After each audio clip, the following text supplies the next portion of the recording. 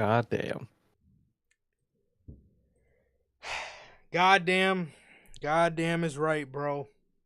Goddamn is right, man. What is going on, everybody? Welcome back to another edition of NHP Unscripted, man. Welcome back to episode 223 of the news, man. 223, which is pretty crazy. The last two numbers of this episode is 23. And in the year of 23, we just so happened to fall on a very special day, which we'll get to in a minute. But, man, what is going on, everybody? Welcome back. Thank you guys for joining us here again for another edition of NHP Unscripted. And thank you guys so very much, as always, for joining us. If this is your first time watching and you guys do not know how the show works, every Monday we are on here after Monday Night Raw with NHP Unscripted. Every Friday at 4 p.m. Central, we are on here with the news. And for the pay-per-views for both AEW and WWE, we are live directly afterwards with the official post-show review, man. If you guys did miss all the shows from the weekend, the Rizzler steals AEW Full Gear, the AEW Full Gear post-show review, as well as Friday's edition of the news, the Full Gear predictions. Roman Reigns possibly headed to Monday Night Raw on Netflix. That is episode 242, I believe. Or no, 40. I think it's 41. But if you guys did miss all the episodes from the weekend, those are available for you guys on all platforms. That is Anchor, Spotify, Google Podcasts, Apple Podcasts, and if you want to see it first, join us right here live every single Friday at 4 p.m. Central, as well as after the AEW and WWE pay-per-views for the post-show review, man. Also, if you guys have not got a chance to get your hands on some of the official NHP merchandise, you guys can now find this live on the merch shop. That is bonfire.com. Link is at the top of the description of this very video, man, where you can get this brand new t-shirt to commemorate the rebrand of the podcast with the official NHP Next Chapter design. As you can see on your very screen, it is available for you guys, like I said, on bonfire.com. Link is at the top of the description of this very video. Also, man, if this is your first time watching and you guys do not know who we are here at NHP, I am Johnny, one half of the host of this very show. And as for the other half, we got my co-host, we got my brother, we got my man, Sir K here. How the hell are you, bro? I'm doing good, man. I'm doing good. Just been chilling out, man. It was a good weekend. Good weekend. I know you're good. Yeah, I don't know about that, but I'm doing good, man. I'm doing good. It was a good weekend. Got Full Gear. That was good. Hanging out's always good. And this week's about to be good too, man. Thanksgiving. Always love that. And then we go right into Survivor Series, man, and I'm excited for that, dude. Sorry. I'm excited for that, man. So yeah, good week. No, I had to burp. So, you know those silent ones? Those don't suck, dude. No. No, well. Okay. Fuck you, I guess. Fuck me, I guess. Yeah. He's starting to show the people his true colors. This is how he be doing me, bro. Just fuck me for no reason. All right. Yeah, you're saying you done did that before, but Thanksgiving, Survivor Series, I'm excited, dude. It's about to be a good week, man. I'm excited, and I'm doing good, man. Like Toronto always asks, how's life? How's the family? Life's good, family's good. How's everybody doing in the live chat? How's everyone doing in the replay? And what about you, bro? How are you doing?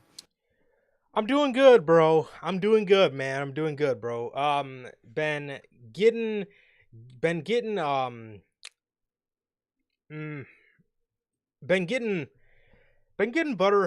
butterflies in my stomach all day thinking about this talk. I've been getting butterflies all day thinking about this talk, man, and wow. It's crazy this time of year. It's crazy this time of year. A very special day happened 1 year ago today on this very date. 1 year ago today on this very day, something very special happened. And it's just so ironic that it comes upon Thanksgiving. And I wore my shirt today, my Survivor Series I Was There shirt. And man, it always choked me up because partially because I'm an emotional cornball, and it's just it holds a very special place in my heart, man. It holds a very special place in my heart. Obviously, as you guys know, I always keep the frame right here. I always keep the Survivor Series. I was there frame, and Mm-hmm. obviously, you guys know. Literally 1 year ago today, in about an hour, maybe I would say about 11:30, we would come on here for one of my favorite reviews that we've ever done, and that was the Survivor Series review. Very raw, very just emotional, very just genuine. I would say just a very genuine review, a very genuine night, a very genuine weekend. Just so much love, bro. So much love. From you guys. Just hanging out with my man, my manager, my man Logan, bro, hanging out with my man Logan, bro, getting to just man getting to meet up for the first time in person. It was such a long time coming, bro. And every Logan said this on when we ranked the pay-per-views last year, but you guys are probably going to get so fucking annoyed with me every November 25th or whatever podcast falls around that date, because I'm never going to shut up about this pay-per-view, and I'm never going to shut up about this weekend. That's what we do. That's yeah, that's what we do, bro. That's what I do. I always like to reminisce, bro, and always like to reminisce and go back to just amazing times and appreciate the people you spent them with, and appreciate just the people you love, man, your friends, your brothers. So man, just uh wow, amazing. It's just an amazing weekend, man, and it's just something I'll never forget. For I said it on Twitter, bro, but man, for the rest of my time on earth, I'll never that'll easily be one of my favorite weekends, one of my favorite days I've ever lived. So November 25th, 2023. um Man, just so much gratitude, bro, so much gratitude again, for the chance that we were able to do it. We were able to pop out to a WWE pay-per-view that who fucking would have ever thought that you would catch one of us there. And we got to do it, and we got to do it with some of our best friends on this whole entire planet, man. And it was just an amazing night, and yeah, just something I'll never forget. And yeah, no, can't say enough words, bro. So we've got to do it. We've got the chance to do a lot of cool shit together, and I tell you all the time, I'm very grateful for you. I'm very grateful for Logan, man, and just yeah, thank you, bro. Thank you guys, for real. It was it's been again, it's watching the clip of Survivor Series and seeing all my Google photos say, 1 year ago today from your memories, and it's a picture of all of us at Survivor Series, bro. Just been giving me butterflies in my stomach all day, just waiting to talk about it. And I really can't say enough. I can't say enough good words about you guys as friends, as brothers, and I can never say enough about that weekend, bro. Amazing. Truly, truly, bro. One of my favorite weekends, ever. Especially last year. Obviously, it was my favorite weekend of the year, and it's one of my favorite weekends of all time, man. Finally, me and our boy, our manager, in person. It was truly great, dude. And weekend was just truly great. The shows were great. Um, all of us just hanging out, no matter if it was at the shows or not, was great. And it was just truly special, man. Truly special. And I genuinely can't wait to do it again, dude. I can't wait, no matter what it is, no matter if it's a Mania or others, Survivor Series or not Survivor, SummerSlam, anything it may be. I'm excited, man, and I really can't wait to do it again. Last year was so special, man, and hell yeah, dude, I miss it, dude. I can't believe it's a year, and can't wait till we do it again. Yes, absolutely, man. Absolutely. And yes, yes, as the man said, as the man said himself last year, we're never gonna shut up about this pay-per-view. So I'm sure we'll have this exact same conversation next year. But you guys are gonna Oh yeah. ride it through because you love us, bro. But yes. Speaking of that, man, Thanksgiving week. Obviously, we got Thanksgiving coming up this Thursday. Doesn't even feel like it. It came upon so fast, and then No, it really doesn't. Black Friday, and then Survivor Series, bro. So yeah, crazy. So Friday we'll obviously be going over all the Survivor Series predictions, dude, and then we got the War Games review on Saturday, bro. But yeah, so yeah, always a good time, to just reminisce, man, and remember just shit that you're thankful for, bro. I encourage all you guys to do that upon this Thanksgiving season, man. Truly, bro. If you know, if there's one thing, I really try to hone in on and focus on in my life, bro, is just always being thankful and always making sure people know I appreciate them. That's one of the things I absolutely try to do the most. Whether I succeed or fail, I at least try. But yeah, so I encourage you guys, man. If you're thankful for somebody, let them know you're thankful for them, bro. Because it means it means a lot more than you guys would probably know, man. So yes, so happy Thanksgiving, man, to all you guys, and I hope you guys. Obviously, we're going to talk to you guys Friday after Thanksgiving, but hope you guys do have a great Thanksgiving, man, and wish you guys and your families and all that good stuff all the best, bro. So yeah, man. Okay, we talked about the sweet. Now it's time to talk about the sour, because it's been quite the 24 hours for your boys here at NHP. More specifically, NHP Gaming. Okay, even just saying that makes my blood boil a little bit, because Oh man. yesterday, Wish you guys could hear how angry this man was. well,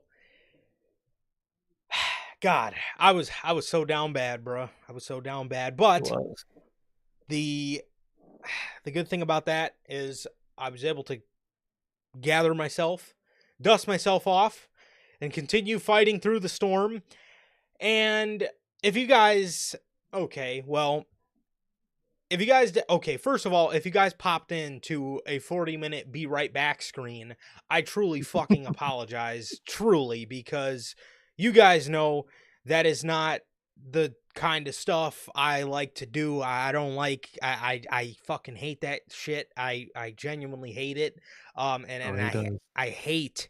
I really hate that even had to, that had to go out like that.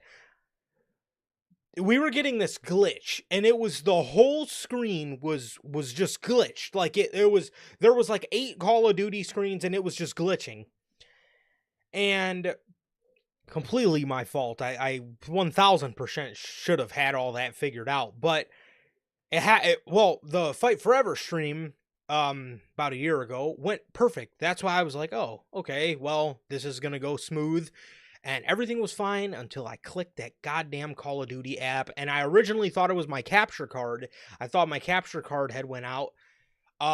So man, I took a minute after, we were streaming, and I eventually came back to it because there was just no way. I was falling asleep. I was resting my head to that fucking pillow that night with that colossal fuck up. Colossal. And I hate that kind of stuff. But man, unfortunately, bro, sometimes that's what you need to grow. And as much as I hate it, I learned from it. And it's not going to fucking happen again on my watch. So, obviously wasn't able to take place on the 24th. However, we do have a new date for you guys. So to finish the story, I looked through my PlayStation settings, and there was this one setting that was clicked on, and I can't exactly remember the name of it. And I was just fucking around, just trying to fucking throw shit to the wall and see what sticks, like fucking Tony Khan does every week. And I was like, well, let me just see. All right, let me click this off. Sure enough, I opened the app, and I sent like a 30-second clip to Sir K. I said, "You motherfucker," and that was at about probably like 11 o'clock at night. you know, so Mm-hmm. obviously, and I was like, oh god, I was happy. I figured it out because then I was able to actually rest peacefully last night. But huge fucking mistake on my end. I truly apologize to for real, man. I really apologize if you guys were excited for that. But we have good news. And I'm assuming you have something to say about it, bro. So go ahead. Great news. I'm excited to, finally get to able to do it, man. Yesterday sucked. That was really annoying. Yeah. And it was just a sucky situation. If you guys only heard this man and this man didn't even say bye. That's how mad he was. He just dipped out, and I'm sure he probably walked away, fumed off, and then came back and started. I know it. I know it. But happy. I'm happy that we get to do it on Sunday, and I can't wait to play the game and talk to you guys, man. I can't wait for it to work. So I'm excited, man. It's gonna be great, and I can't wait. Yeah.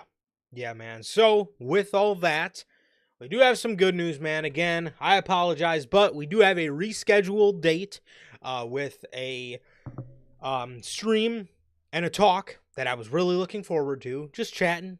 And I was really looking forward to it, but we do have a rescheduled date, man. And I know it was supposed to be yesterday, Sunday. However, we are rescheduling the return of Notorious Heels Gaming Call of Duty Black Ops 6 to Sunday, December 1st. So this Sunday, the Sunday following Survivor Series at 6 p.m. Central, man. So it's going to be at 6 p.m. Central. Decided to make it a little bit of an hour earlier, just Mm. so Mrs. Late, Mrs. Tardy Bell maybe has a chance to pop in before she, has to get her beauty sleep. But enough picking on Bell, man. So this is the new date for Call of Duty Black Ops 6, the multiplayer that we're going to be doing, man. So again, I apologize, truly apologize, and hope you guys are excited for the new date for NHP Gaming, the return of NHP Gaming this upcoming Sunday, man. So, yeah, man. Can't wait. Yes, very excited for that, bro. Very excited for that. And, okay, so before we get on to, there's not much dynamite to talk about, but how about that media scrum, bro? Holy fuck. Fucking A. Man, you got Tony Khan avoiding questions. You got MVP being the GOAT and fucking making all these people look like idiots. Ugh. It was like insane, dude. It was great and horrible at the same time. It's insane. What was up with the fucking dude asking about action figures? Like, bro, never invite that dude back. Ain't nobody give a fuck. They'll happen when they happen. Go ask fucking Comic Con that shit. What are you asking that shit at the fucking. Bro, at the end of the day, Tony Khan don't control that shit. Yeah. He, I was telling Sir K the whole time, I don't fucking know. Ask Jazzwares. What?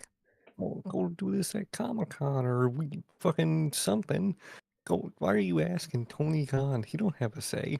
He probably has like a general, list of people that are popular enough to, for figures and whatnot. But like, it's not just Tony Khan. Oh, next we're doing this. Next, that's not how that works. Bro's asking everybody that shit. Why the fuck would the individual wrestler know about their figure? What? Bro, that dude was killing me, bro. I'm sitting there like, bro, why the fuck are you why in the fuck are you asking these people, hey Tony Khan, what do you think, do you want to see vehicle AEW action figures like the golf cart? Huh? This is like Sir K said, go to fucking Comic-Con and or go to Ringside fucking Fest and ask the fucking people from Jazzwares. That was some fucking figure one I didn't know. But like, dude, why are you doing this? I have the pay-per-view. Tony Khan don't control that. You're asking every individual wrestler that's up there. They don't fucking know. They just get it when they get it. Fucking God, man. Also, pretty crazy that they took that long to put the titles on Private Party, bro. did you fucking see how happy Isaiah Cassidy was just to participate in a media scrum? He was so happy. He had good energy. He was talking about how the shit they were doing for the community, and people were like, "Dude, come on, you waited this long to put these things on them? Are you fucking kidding me? Come on, that's insane." You had the fucking titles on the Young Bucks for the better part of 2024, and these guys, I don't think they ever should. They might have showed up on one media scrum, maybe one. Kind of. Yeah, but look at them. They're champs. They did a great media scrum. Fucking had great energy, bro. Yep. And then they fucking bring out Godzilla with his fucking shades. Kyle Fletcher. Bro. Bro, I'm Golly. sorry.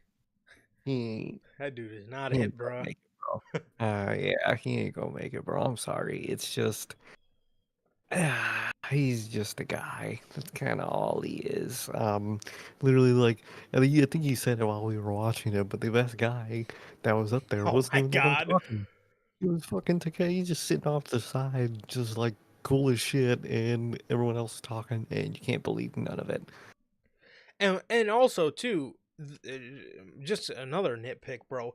What the fuck are those setups? I mean, why do they have the table? There's not enough chairs for everybody. You got fucking Takeshita sitting off to the fucking side like he's trying to fucking hang out with the cool kids at a middle school lunch table. He's sitting there with same with Shelton Benjamin. He's sitting there. Yeah. There's no table in front of him. There's no mic in front of him. Renee's sitting behind everybody like she's not even there. I mean, dude, get a longer table and more mics. Literally, just set it up. Have like 6 spots. Have Tony Khan in the middle. Just, to even everything out. Or maybe even 7, because he would actually be in the middle between the 30 people, They 30 would. possible people. So, Woody, that setup was fucking horrible, dude. It looked like shit. Yeah, and I mean too, if you know you're gonna have groups of 3 up there, why don't you just set it up for? Oh, okay, well let's set up the table for 5. So put 5 mics, 5 chairs, and a fucking table long enough for 5 people because we got Tony, Renee, and the group of 3. Yep, that's all you need. But I don't know, man. I don't know. I don't know what's up with them media scrums whatsoever. But yeah, I don't know what's up with those media scrums whatsoever, man. But yeah, bro, that was that, and that was yeah, that's really all we have to talk about for AEW Dynamite this week, man. As it was obviously a go home show, so no need to. Oh, I apologize. No need to really go in depth on Dynamite there, as I mean everything has basically already been talked about on Full Gear on the Full Gear review. So yeah, bro. So Lord Almighty, Oh, man, goodbye. God, Goodbye. it felt so Oh, good not to fucking talk about a whole Dynamite show this week. thank God, dude. Yeah. What were you what were you calling this before you went on? I think you should share it with the people. Us not having to talk about AEW Dynamite this Mm-hmm. week. Is it a blessing or is it a practice run? Is this a test drive of maybe the possible future, man? Because I'm enjoying my time right now. I don't have to talk Oh, about a match I didn't care about. I didn't have to talk about a segment I disliked, a segment that went back on itself the week prior. None of it. We don't have to talk about none of that. We get to straight SmackDown or Raw, dude. Beautiful. wait, Or wait, wait, SmackDown and Raw. wait, My wait, bad. wait, wait, wait, wait, wait. Before, just to jump back to AEW real quick, just before we get to SmackDown, brief thoughts and bullet points you want to add about the C2 and their announcement of the competitors. So, if you guys don't know, the competitors for the C2, the Blue League has Okada, Daniel Garcia, Kyle Fletcher, Shelton Benjamin, Mark Briscoe, and the Beast. What did I call him? The Beast. What the The Beast Beast Mordo? fuckface. The Beast Mhm. Morton. Beast Morton. That's what Beast fuckface. Great. I wrote it. Oh, the Beast fucktard. That's what it was. Well, anyways, the Beast Morton is the last one, and for the Gold League, it's Will Ospreay, Darby Allin. Well, this guy had to be in it. He's carrying the company on his back. Ricochet, Brody King, Claudio Castagnoli, and Juice Robinson. Brief thoughts. Boring. Lackluster, uninteresting, and in taste of Daniel Garcia, nonsensical. First of all, with Garcia, why are you putting a new champ, a very freshly new champ, in this to either where he has the possibility of holding two titles for no reason, or he loses for no reason. Either way, it's dumb. Take him out. And overall, it's pretty lame. It shouldn't be Darby because he has to be the one to, end Mox down the road and whatnot. So, no point in really having him in there. The only thing literally, it's the worst possible thing, and the only thing I could see happening is it ends with Will Ospreay and Kyle Fletcher. And God forbid, if they have fucking Godzilla win that shit, I'm gonna lose my goddamn mind. So either way, I'm pretty disappointed in the lineup this year. I'm not gonna lie. You mean Diva Fletcher with his Diva, with his Burger King with his high school it's my birthday girl crown. literally, they would have the fucking tassel thing over their shoulder. They'd have the shaded plastic crown. I bet that thing was plastic, dude. I bet that shit was the most hollow plastic in the world. Yeah, probably was, bro. It probably was. Okay, well, my brief thoughts on this, man. I like it. I do, man. Personally, bro, I do like it. There are names in here that are questionable, but from what I've gathered, the Blue League is weak. The Blue League is weak, Mhm. bro. I mean, no disrespect to any of these guys. I just think the Gold League is a little more stacked. The Beast Morton, Mark Briscoe. I don't know why they put Mark Briscoe in there because the story of the first Continental Classic was it was his rookie year, so he took a lot of losses.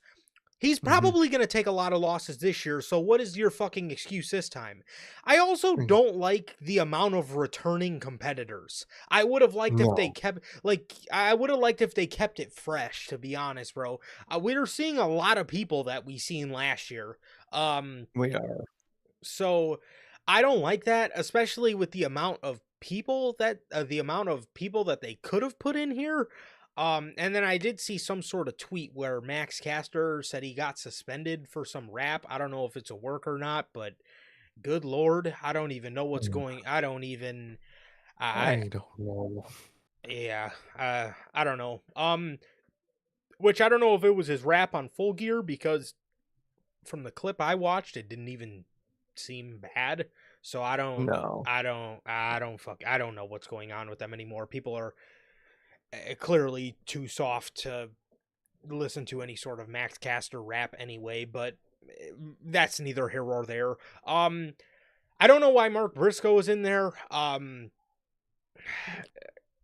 Dan- I mean, Daniel mhm. Garcia, to me, as soon as he said it on the media scrum, I just threw my fucking hands in the air because uh, you're the TNT fucking champion, bro. You're the TNT champion. Why are we continuously going out of our way to not highlight people's championships and put them in something that doesn't involve their championship? So either he's going to have to beat everybody, which that is obviously not a good idea. Either that, or he's the TNT champion will have to lose.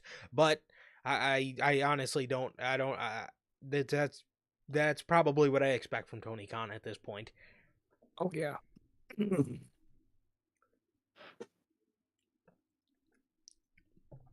Also, what exactly happens if Okada doesn't make it to the finals? Does he just get stripped of the belt, or I think that's what they said, or they described what would happen, and then gotcha? whoever wins the end of the tournament gets it. I would assume. Um, Other than that, it'd be really dumb, but Yeah, man, a lot of repeat people. I would like to have more new names in there, especially with all the names you have that you could have put in there. And it's just, I don't know, it's just lame to me. I think they just did it pretty lame this year. Yeah, and then as far as the Gold League goes, I obviously like Osprey. I like Ricochet in there. Brody, Claudio, and Brody and Claudio are again they're returning guys, so that's kind of I would have liked why didn't like uh I don't know why they didn't put maybe a guy like Pac in there or you know I don't know Claudio's in the middle of a huge story right now with the Death Riders, so I don't know why they would deter his focus away from that and onto the Continental Classic. That didn't make any sense to me. Speaking of story with the Death Riders, Darby Allin, I love Darby. That has got to be one of the dumbest decisions I've ever fucking seen to put Darby Allin, who just teased a feud with Jon Moxley, in this tournament. That doesn't make any sense to me, bro. That does not make any sense to me. I thought you were going to start a build towards a match with Mox. Now you're putting him in the C2. I don't get that at all. Literally, it makes no sense because what is he gonna do? Face Claudio, finally beat Claudio, and then just lose the rest of the C2? What does that accomplish? And what would winning the C2 accomplish for him? He has to go for Mox. That has Yeah. to be his accomplishment. I don't understand what they're doing with this. I don't either. I don't either, bro. I really don't either, man. It's yeah, it is so some of these I like, man. Some of these I like, and I mean obviously we're gonna get, good match quality. When don't we get good match quality in AEW? But I don't know. I would have liked yeah, I thought yeah, I just thought the inclusion of repeat competitors, two from each side, I thought was a little much. If you wanted to do one repeat competitor from each side, I thought that would have been a little Yeah, better. But two from each side, man. I mean, I think that just wastes valuable spots, if I'm being honest, bro. Um, so yeah, that's that, and yeah, that's my thoughts on it, man. Like I said, I do like it. There's just some head scratching decisions. I obviously think we're gonna get some good stuff in here, because the Continental Classic was great last year. I actually really enjoyed the C2 from last year, but um, at the end of the day, the thing that bugged me about the C2 was they did not capitalize on anything from it, and mhm. that is what sucked about it, in my opinion, bro. But yeah, I mean, overall, I like it, man. There's just a little too many repeat competitors, and then, like I said, Daniel Garcia entering as the TNT champ, and then Darby Allin entering this, It's just just uh, not good moves. not at all, man. Not at all. Again, I expected him to face Jon Moxley, or at least, build a feud with Jon Moxley, but now he's going to be in the C2, which, again, we're going to get great in-ring content out of all of this, and I'm sure it's going to be another great tournament, but it's probably going to be another great tournament that they don't capitalize on. Literally, it probably will be. I doubt they capitalize on much after the tournament, so hopefully someone good comes out of it, dude. And hopefully we'll actually see that title. Yeah. So, that's it for AEW. Thank God. SmackDown. Sorry, SmackSound. There you go. Well, we are getting the open to the show consisted of Solo calling out Roman Reigns because he can't find a fifth member to surrender. Give his orders of surrendering to him tonight. And, he says he expects an answer by the end of the night, so they leave. That was the open. There was also another promo from Kevin Owens and Cody Rhodes. Very, very, very good stuff here, bro. I want to touch on not only Kevin Owens, I want to touch on Cody Rhodes, bro, because I know you were very excited about what we seen from Cody Rhodes. And it was basically him and Owens just giving us 10 minutes of a promo that was just really, really, really fine storytelling, man. It was fine storytelling. And it was Kevin Owens explaining, or more so Cody Rhodes calling out Kevin Owens for doing his dastardly heel antics and doing them to Randy Orton. And Kevin Owens just snapped and he told Cody Rhodes, look, this is your fault. This is your fault because if it wasn't for you, Orton wouldn't have had a side to take, because if it wasn't for you telling me you're my friend and telling me you care about me, just to turn around and team with the guy that tried to end my career multiple times throughout the past 4 years. He told Cody Rhodes he hated him, man. And Cody Rhodes basically said back to him, look, that's basically your version of saying the only one that's going to ever hold you down is you. And basically blaming it back on Kevin Owens. But I always love storylines like this, man, where the heel is so justified, but people overlook it because he's just being so dastardly. But Kevin Owens' heel turn is, again, it's some of the finest storytelling and one of the most justified heel turns we've seen in a long since last year's Drew McIntyre heel turn. Exactly. Him, Seth, so many people sacrificed so much for Cody for Cody to be the one to beat Roman, and he went back and he just teamed with him just, because he's a good guy, and that would send me off the edge too, man. So I loved what those two did there, man. It was fucking phenomenal. Yeah. It wasn't even a promo as much as it was just an argument between those two, and it was fucking great. Loved it. I loved the fire from Kevin Owens. It was great, like always. And dude, the fire from Cody. You Oh, got Cody not fucking apologizing every 2 seconds, not fucking just being a Boy Scout, just a happy little good boy. He was Cody Rhodes. He gave his side too. He was mad and he showed his anger, dude. And that's what I need more of. I need Cody to do that more. He's great at it. He's great at being an asshole, let alone just, being a normal person that gets angry. Phenomenal, dude. We need to see more of that, Cody, because people loved it and I loved it. yeah, 100%. And one of my favorite parts out of all of this is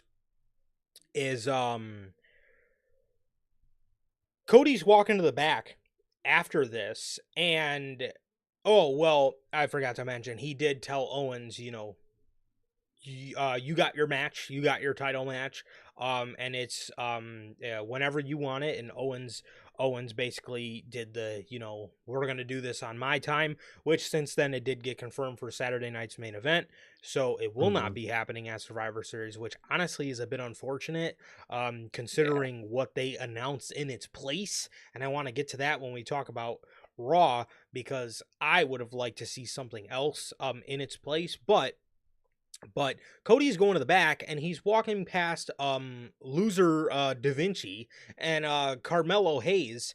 And Carmelo said something to Cody. He had mumbled something and Cody just yelled, "I'm sorry." And he turned around and Mello said something to him along the lines of like, everything's crumbling around you, or something like that, Oh dude. no, like said like KO is finally someone said the truth about everything Yep. or something. Yep. Or he said KO finally said what everybody in the locker room's thinking about you. Yep. Yep, And I like that. this motherfucker, Cody Rhodes, instead of taking it on the chin like a good guy and smiling and probably shaking Carmelo's hand and giving him a hug and telling him he forgives him for what he just said, this man Cody pushes Hayes into a tote and a coat rack. Fucking great. Holy shit, he got angry and did something that when people are angry, they do. If Obviously, a normal person probably doesn't push someone into something, but man, I mean, where was this Cody Rhodes when he was going up against the final boss? yeah. He finally found his balls, dude. It took him fucking like 3 years at this point, but shit, he's got him Dude, back. if they were going up, against, if sorry, that's not what I was going to say. I was going to say if somebody back there got into Cody's head and got him to get out of this Boy Scout mentality, that is just tremendous because we all know Cody's a good guy. It's Everybody obvious. knows that like it's the back of my hand. Guy works his ass off. He's absolutely the face. He's somebody I would build a company around, or at least he would be the head of my mid card. He'd be up there. You know, he has legendary mid card status. But no, for real though, he's definitely a guy that, like, again, he's the face of a company, man, and everybody knows that, bro. And we don't need him to just be this jolly old, I gotta smile and make sure all the kids love me and, do that shit on the live events. Or, I mean, you could even still do that, bro. But when you're in a story, when you're in a feud with somebody, you gotta give the kids inspiration to stand up for themselves. Exactly. You can't just, if you take everything on the chin, people will keep giving it to you. Yep. Sometimes you gotta push them back. And I love that shit. He just put no hesitation, bro. Just instantly just pushed him right into the fucking totes. It was actually fucking hilarious.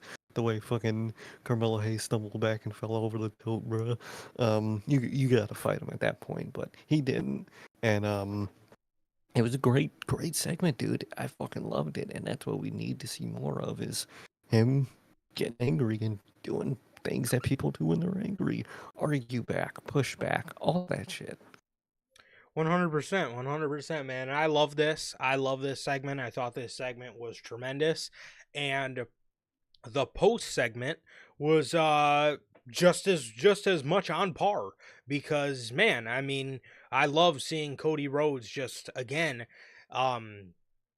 grow a set and Cody Rhodes, a year ago, like I said, he probably would have said, "Man, Carmelo, why would you say that, man? That was so mean." But it's all right, man. I forgive you.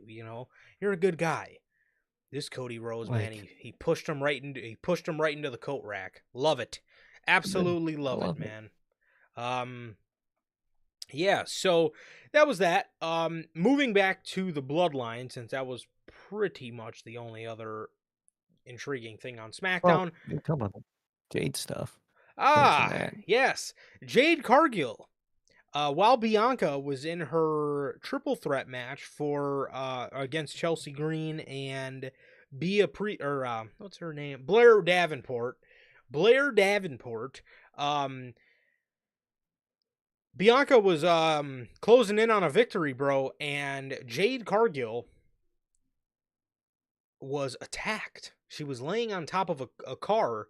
It looks like they threw her off the loading dock. I don't know why the hell somebody parked where a semi backs in, but yeah, somebody did. They did it in the segment, so I respect it. But you should not park there. Your car is gonna get crushed or either towed. Yeah, you're definitely gonna get towed for sure. But Jade Cargill is taken out, bro. Jade Cargill is taken out, man. And judging off tonight, I feel we might have at least a better idea on who did it, or either that, or we have a good idea on who didn't do it. So very interesting. Yeah. Really interesting setup. I heard we'll talk about it Friday, but she is actually genuinely injured. I didn't know that, so that sucks. But we'll talk about that part on Friday, man. But very interesting to see how they're doing this, man. And I have my people who I want it to be, and I don't know who it's gonna be, man. But it's interesting, and they're building it up very nicely, man. Definitely, bro. Definitely. So the Bloodline, the OG Bloodline, are all sitting in the locker room. And Jay says to Roman, "Look, bro, we still have to find the fifth man." He tells Roman they still have to find the fifth man. He says, "What about Cody?" Roman says, "No, Cody's old news." Sammy says, I like that he said that because it also kind of proves KO and all them right. Like, he was just a one-time use for Roman, and then old news, whatever. It was everything to Cody to do that, and it was nothing to Roman. I like that detail a lot. Oh, most definitely, because a lot of people, again, like you said, a lot of people, man, tried to tell him, "Yo, why are you teaming with him, bro? He does not care about you." He did it anyway. He doesn't. look at that, and he doesn't care about you. Great. Yeah, I actually like that detail a lot. 100%, bro. 100%. So, the bloodline, or sorry, Sammy then says, "Well, I don't know who else other than Seth Rollins. I mean, we can give it one more shot." Roman does the Rizzler, slow, slow, slow look at Sammy, and immediately Right. shuts him out. Yeah, immediately shuts him out. He says no. He says no. We're not doing Seth. So very interesting, bro. Very, very interesting as to how Roman himself feels about, which is another reason, which I was very critical of last week, is like, I feel like, Roman, man, it just like, he's got these guys out here trying to help him, and he's so ungrateful. He is, I right? don't know why. I just like, I don't, I'm interested to see where the turn in the story is going to take in terms of like Roman becoming a better person, man, because like golly, he's still being quite the asshole to him. He is, man, and we'll get to the main event of SmackDown. I have my prediction for that after we talk about that. But it's very interesting. Like you said, he's still an asshole. He still don't care about these guys. He still doesn't respect them, see them on his level, and all that. So I we'll see what snaps him out of that. Yeah. Very interesting, bro. So the main event segment comes. Solo is out in the ring with the bloodline, obviously. And he's out in the ring with his group. Before he can even get a word out, Roman and his bloodline come out. They all get in the ring, and Solo tells Roman, you can't beat me. You can't beat me, man. This is 4-on-5. You guys might as well surrender. He hands Roman the mic. Roman slowly lifts it up to his mouth as all you hear is "Ladies and gentlemen." Oh yeah, dude. And there was Huge, just a fucking eruption. There was a huge fucking pop. eruption in the arena. I cannot remember where they were, but there was a fucking eruption in that arena. Everyone was fucking bumping to see Heyman, dude. Great moment and fucking great pop, dude. Yes, absolutely, bro. So Paul Heyman, he comes out. Paul Heyman comes out and he he says War Games to him looks like 4-on-5. But if the wise man has anything to say about it, War Games this year will be 5-on-5. He points at the entrance stage as the theme music for CM Punk Ooh, hits, and we have another eruption. CM Punk comes okay. out, taping his fists, jumps in the ring, and immediately goes to war with the bloodline as these guys take out everybody. These guys take out the new bloodline. They take them out, man, as Roman and CM Punk stare at each other. Then the Tongans get involved. They both hit their finishers on Tama Tonga and Tonga Loa, and they both hit their finishers on them, and they go back to staring at each other as Heyman gets on the apron and he's praying to Roman Reigns. I fucking miss seeing that, bro. I miss seeing that. Man, But Heyman, he starts praying to Roman Reigns, and CM Punk looks at Roman Reigns and he mouthed it. He didn't have a mic or anything, but he says to Roman, "This isn't about us. This is about him." Roman says he's my wise man. CM Punk says we'll see about that. man. It's interesting, dude. Really interesting. First of all, love that it's CM Punk. They made the right choice. That's a perfect fifth man, dude. Um, I really like that a lot. The moment was great. CM Punk is a great choice. I love how it's going to affect the overall story with Seth. And, obviously with Roman, there's going to be contention there. And with Heyman, there's some contention there, man. Who knows what Heyman's thinking? And I think Seth is I think Punk is a great choice. People are asking, oh, why would Punk? That doesn't make sense. Why would Punk do this? I kept Heyman's like seeing that. Punk's like best friend Dude. in the world, and these guys beat that man to a pulp. Of course, he's gonna come to the defense and not and go against the guys that attacked his best friend. Pretty simple math there. Yeah, Um, yeah, and man, let's stop the train right there, bro. Because I kept seeing that all over the place. This doesn't make any sense. How are you gonna have CM Punk go out there and team with the Bloodline? That doesn't make any sense. And people are like, "Oh, you guys complain about AEW doing random shit, and here they are having CM Punk team with the Bloodline." Do yeah. y'all not What? fucking remember SmackDown from June, I think it was, when fucking CM Punk came out? Yeah, it was the SmackDown after Clash at the Castle. CM Punk comes out there, Paul Heyman gives him a hug because I don't fucking know, he's his best friend. And did you guys also fucking forget that Paul Heyman literally, okay, well, if you guys would have been fans of the product, you must have no recollection that at one point CM Punk was with Paul Heyman. Do you guys not remember the pipe bomb where CM Punk said he was a Paul Heyman guy? Okay, well Like, anyway, just to turn the clock back even further, if you guys are again huge fans of the product, Paul Heyman was the guy that got CM Punk on ECW. He believed in CM Punk. He basically got him in WWE. He scouted him from OVW. He also mentioned him in the pipe bomb. He also was with CM Punk during the 434-day championship reign.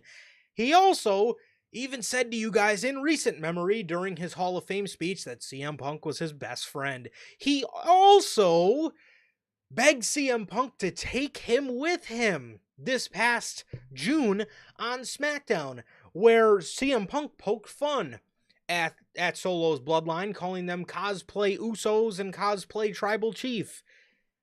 But CM Punk doesn't make any sense. people don't watch the fucking product. Oh, but you guys complain about AEW. Dude, if Tony Khan booked this shit, it would have been Carmelo Hayes. Or fucking Giovanni Vinci. Be the fifth man. That's what it would have been. That's Yes. what happens if Tony Khan would have booked this shit. But CM Punk, he has all every bit of history that you just mentioned with Heyman. And even if it wasn't for that, Seth was gonna probably be the fifth man. Now it's CM Punk. Seth hates CM Punk. CM Punk just stepped on his foot in Yep. that spot.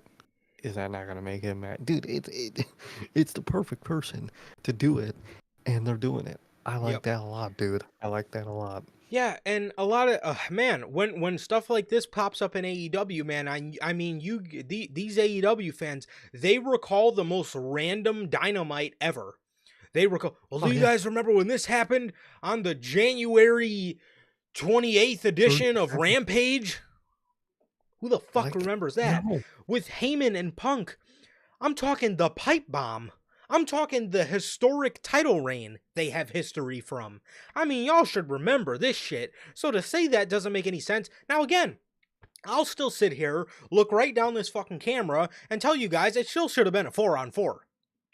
oh 100%, It a should have. thousand percent. But at the end of the day, did they make sense out of the hole that they dug themselves into? Yes, they did. Yeah, he was a good choice. That's gonna help storylines in the future, dude. It's a good choice. I like what they did here, and I'm excited.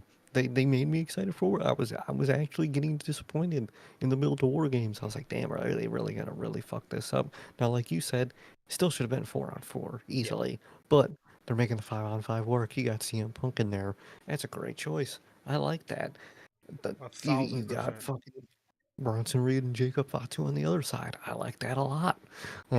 It's gonna be. I'm excited. I'm excited again. And Punk was a good choice. I don't get the people complaining. The people complaining are just the most obvious AEW mark trolls in the world, dude. When your guys' product is so bad, this is a trial run for us to not talk about it on the weekly.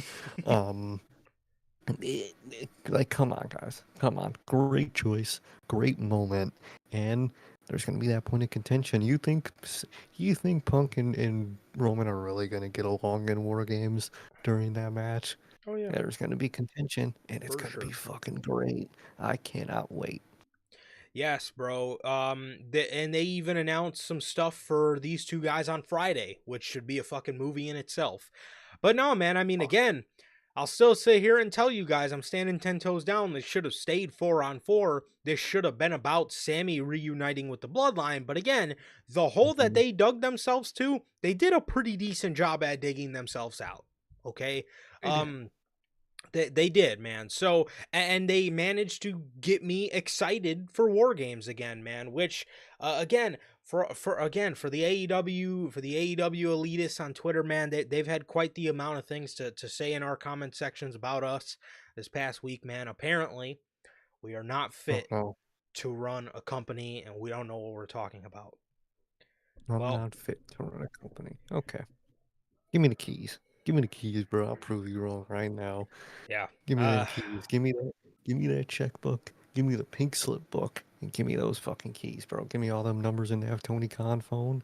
I'm fixing all this shit, dude, in a weekend. You know what easily makes me more qualified minute one. If you were to give me the reins to AEW, I would actually hire a fucking creative team that's able to Yeah, singly work on a division and focus on nothing but making that division make sense. exactly. At the end of the day, I could say all the stuff I would like to do, but that's why you hire a fucking creative team, so it doesn't have to be you, the person that runs it. Fucking Triple H just said if he, ran the company exactly the way he wanted to, it wouldn't work because that's not how anything works. You need teams, different names, different voices. How many times has it happened throughout this fucking reign of this podcast where I didn't see something in somebody, and then a couple months later, a year or two later, they're great. They're a great act. Yep. That's why no one person should ever be at the head because you need other people to make all that shit work. I'd fucking hire a creative team. I'd fire everybody. It'd be great. But It'd be yeah, the bro. But yeah, I mean these guys saying that CM Punk makes no sense. I mean, you clearly you clearly have no fucking idea what you're watching, bro, because CM Punk is see I had mentioned JT's comment on last week's Unscripted, but when he had commented, maybe Punk could be the fifth man, I was like, "Oh, wow." When he that's a good when he name. typed that, I was like, "You know what, bro? Now that you say that," and I had mentioned it on Friday, as soon as he made that comment, I like did a double take. I was like, "CM Punk is the fifth man." I was like, "All right," but then I was like, "Wait a minute."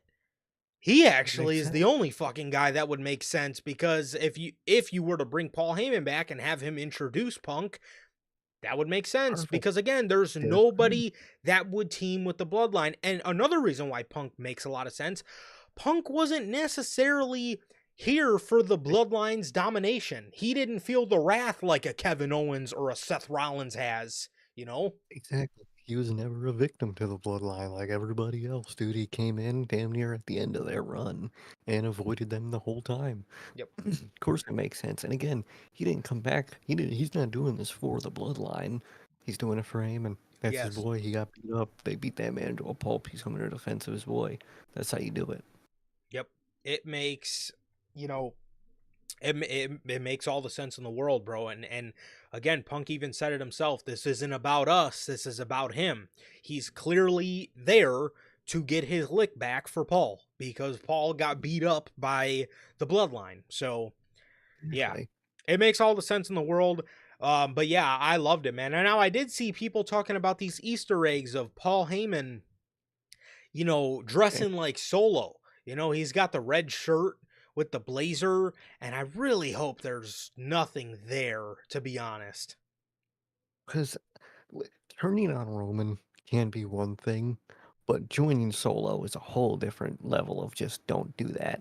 Like, if he just turns on Roman and just does something else, that can be okay. I don't want that to happen anytime soon, but that can be okay.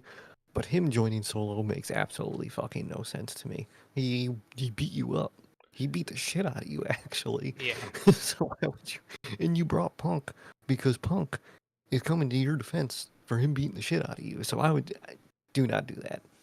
Yeah, yeah. I mean, there at one, if you would have asked me this a year ago, I would have told you, maybe, Heyman could one day have managed Solo Sokoa, bro. But I mean, with everything that's happened over the past summer, man, that does not Yeah. make much sense to me, bro. And I wouldn't understand. And two, we still need to find out, like, why did the phone hang up? Like, why was his phone out of service? But then, like, bro just showed up next week. Is it like I want to know, and obviously, I think we will. Mhm. I mean, this was only night one, but I can't wait for them to expand on all that stuff because that's going to be very interesting, and I think that's going to be very telling on what exactly they do with Paul Heyman, bro. But Paul Heyman looked great, man. He looked great. He just, he had a nice little fresh tan going, bro. His tan looked fucking better than Adam Cole's, and he looked he looked refreshed, man. He looked good. Exactly. He did. He looked great. I don't love big, all that hair on Punk personally. Um, but great look. Everyone looked great. Heyman looked great, and I'm excited to see where this goes, dude. So, which Punk look is your favorite? Are you like I love. long hair wet? Are you like long wet hair CM Punk? That's what I like, dude. I like when it's like that, kind of looks greasy in a way. Yeah. I think that's my favorite look for him in terms of the hair. Oh, for When it's sure. like It's that slick back, yes. just kind of greasy hair. I like that a lot. I Yes, think that that like his AEW debut look, essentially. classic. Classic. Hmm. Classic CM Punk look. I either like that or I like the Double or Nothing. Do you remember Double or Yeah, Nothing when he kind of had like the middle part and it kind of came down yeah, on both sides and like that was a real cool look. cuz when it was dry it looked real cool. It looked real It did cool when look it was cool when dry. it was dry. Because his hair now, when it was dry, I can't lie, that shit looks very big and poofy. Yeah, for sure. For sure. But yeah, man, so that was everything on SmackDown, man, as we got an amazing moment at the end. That of course we didn't get because of time cuts, but we did see it on YouTube. So pretty big fail there. I don't know how you missed that shot, but it is the Bloodline throwing up the ones with the OG Paul Heyman throwing up his one with CM Punk doing the go to sleep. I loved it. I loved it, man. I thought this Oh, was amazing. It was amazing to see Paul Heyman. It was amazing to see Punk back, and it was amazing to. It was just amazing to. It was just. It was an amazing moment, man. And again, they really made a lot of sense out of something that could have really gone horribly wrong. And like Sir K said, man, they kind of had me on the fence this year with War Games, man. I was a little weary just about I didn't want them to put Seth there, man. I really thought that made no sense, and that was kind of killing the hype a little bit for War Games. But CM Punk makes sense out of what they created for themselves, and I can appreciate that. definitely. I can appreciate that a lot. And it really goes to show Triple H is really multiple steps ahead when it comes to his thinking, man. And that I can appreciate over everything, man. Oh, 100%. So, um, yeah, man. So that is that. Um, moving on to that was everything from SmackDown, man, and moving on to Monday Night Raw. I thought this episode of Raw was taped for some reason. I think I got it mixed up with SmackDown, but Hmm. this episode of Monday Night Raw, the November 25th edition of Raw from Glendale, Arizona.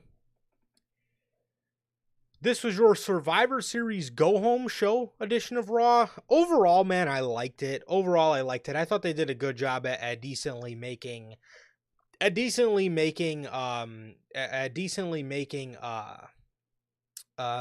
pretty hyped for the show and a nice little send off before we get to Survivor Series. I thought they did a pretty good job. Well, definitely, man. It was a great, very solid, and very intriguing in many elements episode.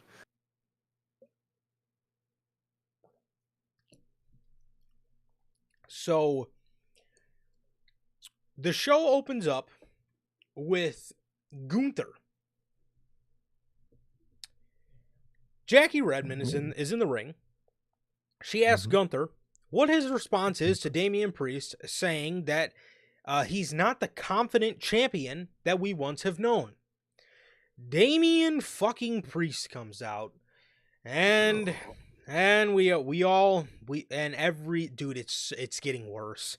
And I'm about to read it. It's getting so bad to the point where it makes me cringe. And if you thought I shit on his fucking promos before these now his promos were pretty. Just promos were odd. These are getting like nails on a chalkboard levels of just unfucking savory, man.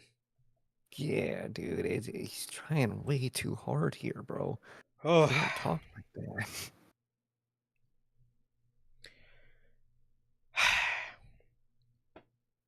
Damian comes out. He says, before Gunther speaks. Or he says, my bad. He did not say that. That was the opening part to my note. Before Gunther goes to speak, my bad, Damian comes out and he says, don't let me interrupt you. Let the world know what is going to happen at Survivor Series. No. He tells Jackie to pass Gunther the mic before she leaves the ring, because she went to step out of the ring, and before she leaves, he says, "Hey, Jackie, pass Gunther the mic." She leaves. He says, "I see it in your face. You want us to believe the old Gunther is back, but that's not true. You used to have aura like this killer vibe. I don't know what happened. Maybe the pressure, maybe the pressure of being champ." He says, "Gunther, you had a lot of accomplishments in your life, but you've never had to deal with a problem like me. And at Survivor Series, this problem is taking the championship from you." He asks to Gunther, he says, "What happens to Gunther, the ring general, after he loses to a guy from the street?" Bro. He then tells Gunther to take up his interview time because it's time for him to talk. And before Gunther can get a word out, he goes to speak and he smacks Damian Priest with the mic. See, at the Unfun Job, I work with a couple casual fans, man. They don't really watch wrestling too much. I had one guy come up to me today and say, "Dude, why are they making Gunther a bitch? So we're not the only fucking ones that see it." Obvious, dude. Why are you making him a bitch? He's Gunther. Like, what? Why is he frightened? Why is he so is he scary, like bruh? Damian Priest, bro? You have Damian Priest in front of your face. It's not like you have fucking Prime Sting in front of your fucking face. You have Damian Priest, bro. First of all, can this man just get canceled for talking like that at this point? I'm so sick of it.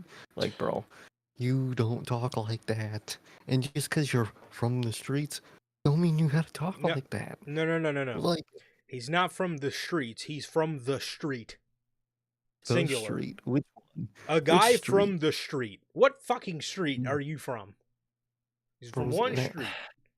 A singular street, apparently, in the whole world, and he doesn't describe which street it is, but dude, you don't talk like that. Please, for the love of God, stop talking like that. You sound like shit. Can he either get canceled or jumped? Please. Who is allowing him to say that? Are people not in the back just laughing? Are people not in the back watching this and be like, why is he talking like that? Like, what? Dude, just cut it. Just cut his mic, dude. It's getting worse and worse. Please stop talking like that. And stop making Gunther look like a bitch. This is Damian Priest. He beat him already. Like, He beat Damian Priest already, and the only one of the two people that have beat Gunther are not Damian Priest. It's Cody and Sammy. I mean, maybe if you give someone like Sammy a bunch of opportunities and he's back in Gunther's face, maybe Gunther could be a little worried, maybe a little step back, little concerned. But you're making this dude out to be a bitch for Damian Priest, for a dude saying Gunther, not Gunther, Gunther. That's not how he talks, bro. Please cut the shit. Dude, I don't know which one is worse, bro, when he says Gunther or Survivor Series. I think the worst one for me is Killa. Oh, Kill it. Survivor Series might be the worst for me because you're just trying at that point. Like, dude, no one, even if a dude that does talk like that were to say Survivor Series, I would probably bet money they would probably actually say Survivor Series. I doubt they would even say that, bro. For people that do talk like that, he's just trying so hard. It's so bad. I hate it. Can he please get canceled? Twitter, you cancel Max Caster every other week. Please cancel Damian Priest. yeah, dude, I'm telling you, bro, when he said you used to have all this aura like this Killa vibe. Shut the fuck up, man. I mean, can you just get buried and we can fucking move on with this already? I mean, good God, bro. It is his promos, man. I swear to you, bro, they are like nails on a fucking chalkboard. They're so bad, dude. Either he's talking normal and being cringy as fuck, or it's this, which is 10 times fucking what. I thought those ones were bad. I didn't think it was going to get worse than that. Can we go back to that? It's literally like somebody in the corporate writing room looked at Damian Priest and was like, well, how do we make you cool? We can say you're from the streets. And then I'll talk like you can end everything with an A. Because that's how they talk in the streets, man. Yeah, write that down. Write that down. Just end every word with an A, because that's how they talk. Like, bro, no, that is not how anybody talks. And for people that do talk with that sort of accent, it comes off natural. Like, that's actually how they speak. With Damian, and that's fucking all well and dandy, but Damian Priest trying to force that? Ugh. It sounds worse. If you talk like that, you talk like that. That is what it is. It's how you talk. That's normal. But when you're Damian Priest and you're trying to talk like that, dude, it's abysmal. It's some of the worst shit I've ever fucking heard. Like, bro, I've heard you say Gunther, and I've also heard you say Survivor. Survivor Series. I'm not gonna survive your fucking promos, dude. Yeah. I don't know, bro. But, he tells, Gunther, how's it gonna look after he loses to a guy from the street? A guy from the street. What street are you from? Oh, man. I hate you. I hate that man. I hate that man so much. Please stop. Just stop with Damian Priest, bro. It's not working. I'm sorry. Yeah. I mean, Darby Allin was homeless too, man. Maybe we could give him this gimmick, bro. Maybe we could have Darby Allin, call John Moxley a killer, because he's from the street. Darby was telling a story about how he was about to fight some dude on a bus, and he fucking whipped out a piece, and he didn't fight him, and he still wanted to fight him. Like, bro, it's a night and day between these two, and fucking this man Darby doesn't talk like that. Yeah. I don't know, man. I don't know. These Damian Priest promos, man, they are, again, bro, they are really, really nails on a fucking chalkboard, man. Nails on a chalkboard, man. I mean, again, if he talked like that, and if he talked like that his whole career, fine. Okay. Fine. That's literally how you talk. Everybody talks different. Everybody's got different tones, different accents, different whatever. But it's the fact that you are just so fucking blatantly forcing it. It's so noticeable, and it's like nails on a chalkboard, bro. Mm-hmm. And the hands. It really is, dude. It's really. Oh, Oh, dude, what is that? like, bro. He. God. Ugh, atrocious. Bro's moving like you ever seen that one rap Disney movie? It had like I Let always it forget that shine. actor's name. He's in a so I think that's what it is. Yeah. Yeah, Dude, might be a busboy, he's but you moving just like got that. served. Yep. That's fucking Yep. this how you're moving in that fucking movie, dude. That's how he's moving. Yeah, I mean, oh, fucking brother. Ah. Gunther attacks Damian Priest. He hits him with a mic. He's whooping his ass. He gets him to the outside. Damian Priest gets the upper hand, gets the upper hand and edges him through the announce table. He gives him the Razor Edge. Razor, don't tell me he said that. No, that's how I'm saying it. That's how I talk. Dude, I was about to lose my mind, man. Yeah, God, that is how he would say. Last week, I I hit him had to with that raise the Razor edge. Edge. Oh, kill me, dude. Just end the Damian Priest experiment, dude. It failed. Please. I'm sorry. Oh God. Please, Yes. it didn't work. Send him to speed, bro. For the love of God. Yeah, I don't You know, heard me? man. But man, this we had to miss talking about AEW Dynamite tonight, and that got me so hyped, man. When we were switching shows, I almost forgot to put you guys on, man. W Energy, the official sponsor of the Notorious Hills podcast, man. W Energy is an energy drink loaded with vitamins and nootropics formulated to improve focus without getting the jitters, like Damian Priest does when he fucking cuts a promo. W Energy, clean formula, man. Zero sugar, 0 calorie, free from fillers and artificial colorings, with 150 milligrams of caffeine per serving. You can get your W Energy products today with the link below and code NHP at checkout to save yourselves 10% on your W products, man. So, out of the 3 that they sent, man, today I tried Cali O Cream. Little packet, Cali O Cream. Pretty good. Pretty good, man. Mango, it is mango orange cream. Pretty fire. I think overall, my favorite one I've tried is Push and Punch. I think it's Push and Punch, man, which is fruit punch with lemon lime. I just love the taste of the fruit punch with that little hint of sour. It was like genuinely, not even joking with you guys, one of my favorite energy drink tastes I've ever tasted, and that is no bullshit. Legitimately, one of my favorite. It's definitely up there. I haven't ranked all of them, but it's definitely up there with one of my favorite energy drink flavors that I've ever tasted. It is very good. Oh, definitely, dude. I really like that one. I ended up getting a tub of the orange, mango orange Galileo cream. That's so far my overall favorite. I do really like that for the fruit punch with the lemon. Great. And the other one I ended up getting the mystery tub, man. And if you guys know, the candy fun dip, it tastes just like that, dude.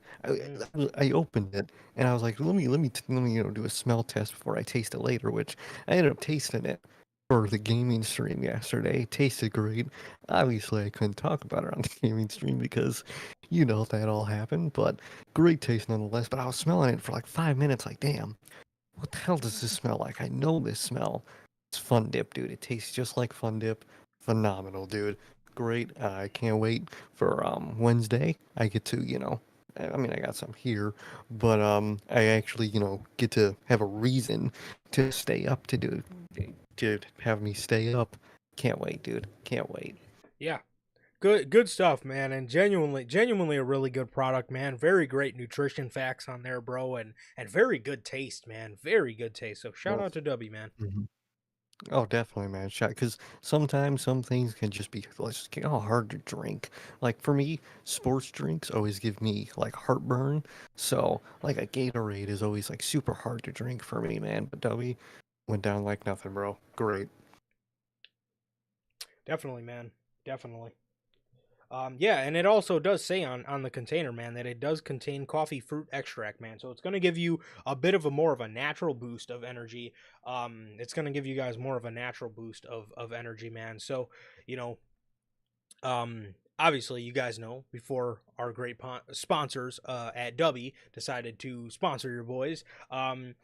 You guys know I love my C4s, bro, and that's one thing I love about my C4 Smart Energy is it's a little more of natural energy that from it's extracted from like coffee beans rather than artificial energy, man. Mhm. So I like it, and Dubby does the same thing, man. And again, with their coffee extractions, and I really mess with it, man. I think it's good stuff.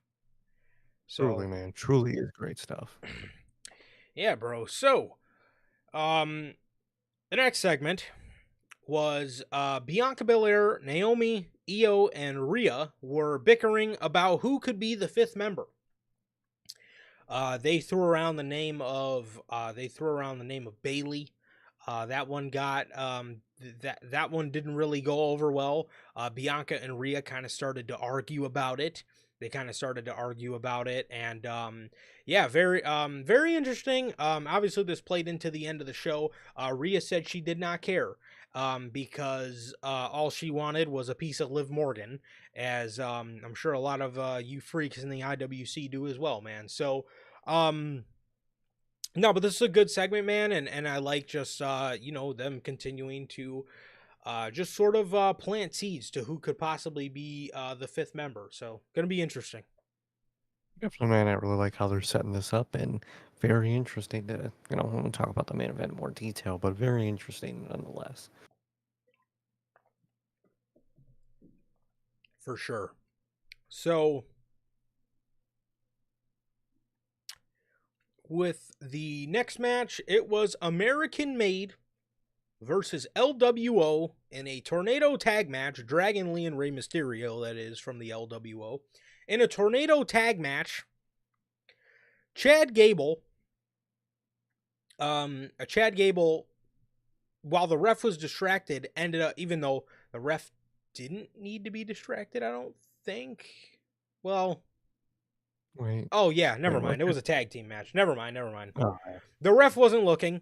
Chad Gable hops up on the ring apron and he twists Rey Mysterio's mask in his head as Julius Creed goes for the roll up.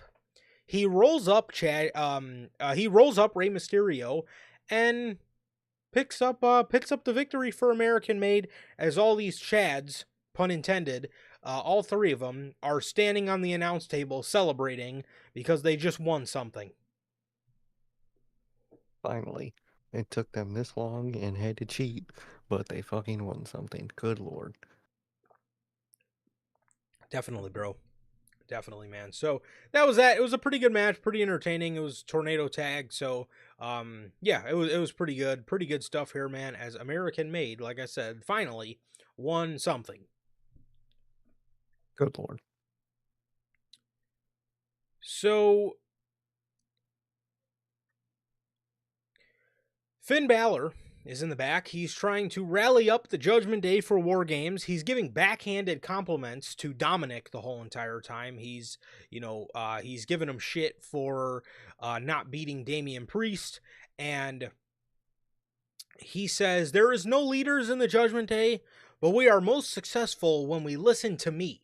So why don't you guys just go ahead and do that?" Hmm. Very interesting. Very I like interesting. that. Again, I said it a few weeks ago, man, but I really like how they're doing this new bloodline, suet and blood, not bloodline, god damn it. Judgment Day, turn and evolution faster than the first one. I like that a lot. No doubt, bro. No doubt. So,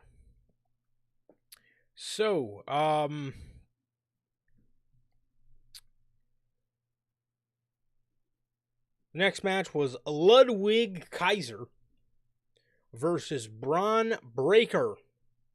Ludwig defeated Braun by DQ. Dude. Oh, Braun Breaker is going to do his run around the ring spot. This dude fucking ate the corner of the announce table so hard. I legitimately thought he got fucking hurt. I wouldn't doubt it. That shit was brutal, dude. It Oh, was ran full speed into a corner. Like, imagine running full sprint into the corner of your like fucking kitchen table. That oh. is literal hell. I can't imagine.